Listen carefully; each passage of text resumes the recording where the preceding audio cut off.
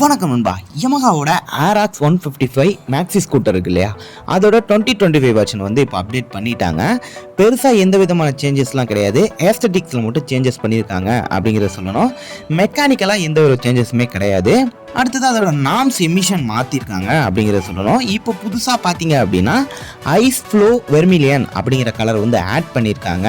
இது higher variant இருக்கும் இல்லையா, அதாவது எஸ் அப்படின்னு சொல்லிட்டு ஒரு வேரியன்ட் இருக்கும், அதில் தான் வந்து கொண்டு வந்திருக்காங்க. இதை வந்து ஒரு கலர் ரீப்ளேஸ் பண்ணியிருக்காங்க.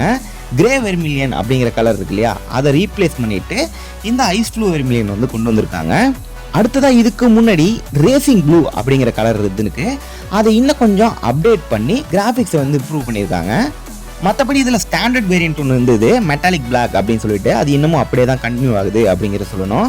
இந்த வண்டியை பொறுத்த வரைக்கும் RN5ல ஒரு இன்ஜின் இருக்கும் இல்லையா, அதே மாதிரியான ஒரு இன்ஜின் தான், ஆனால் இது ஸ்கூட்டர் வேரியன்ட் அப்படிங்கிறத சொல்லணும். இதில் 155cc liquid cooling single cylinder engine கொடுத்துருக்காங்க. இது பவர் அவுட்புட் அப்படின்னு பார்த்தீங்கன்னா 14.7 ஹார்ஸ் பவரையும் 13.9 நியூட்டன் டார்க்கையும் வந்து ப்ரொடியூஸ் பண்ணும்.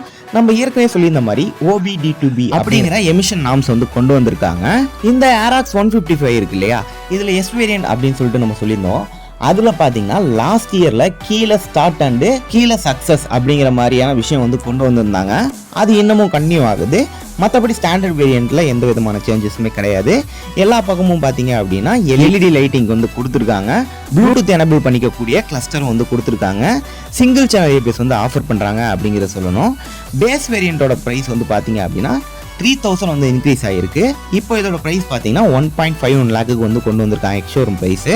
எஸ் வேரியன்ட் பார்த்தீங்க அப்படின்னா 2000 இன்க்ரீஸ் ஆகிருக்கு. இப்போ இதோட ப்ரைஸ் வந்து பார்த்தீங்க அப்படின்னா 1.53 லேக்குக்கு வந்து கொண்டு வந்திருக்காங்க.